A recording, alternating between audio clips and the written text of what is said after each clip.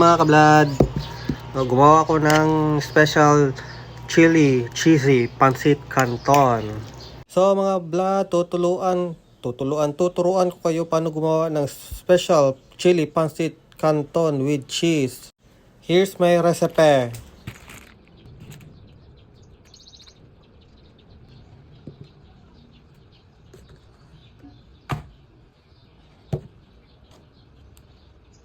Una sa first, magpabukal muna kayo ng tubig. Tapos lagyan ng gochujang ganchang. Pagkatapos mga blood, paikot-ikutin mo hanggang sa matunaw yung gochujang ganchang. Habang nagpapabukal ka ng gochujang ganchang, ilabas mo yung iyong Eden cheese. Pagkatapos mo ilabas yung foil. Pagkatapos mo ilabas ay panitan mo yung cheese at iyong anong tawag yan, ganyan mo, yan, ganyan. After that ay isit aside mo yung cheese mo para mamaya ang natunaw na ang iyong gochujang ganchang, ilagay mo na yung cheese mo, yan, cheese, para ipagpatunaw mo yan sila lahat dyan.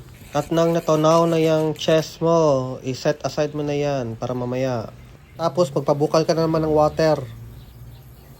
At nang bumukal na, ilagay mo na yung pancit canton. Habang hinihintay mo makulo at maluto ang pancit canton, magluto ka na ng side dish mo para mamaya, yan, isang itlog, dalawang itlog yung sa akin. Pagkatapos i-prepare mo na lahat ng mga ingredients niya para malasado siya.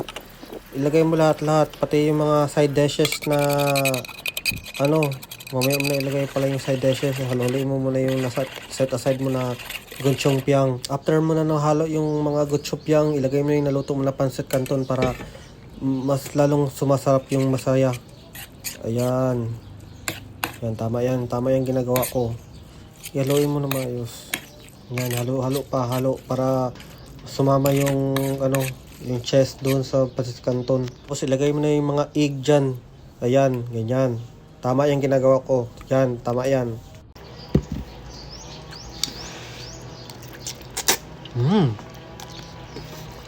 Mas pina-creamy. Mas pina-cheesy.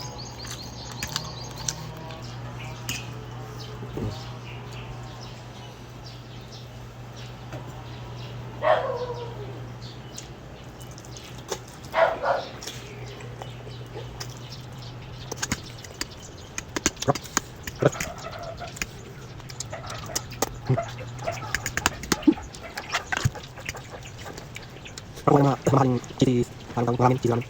Ang dito yung lasa.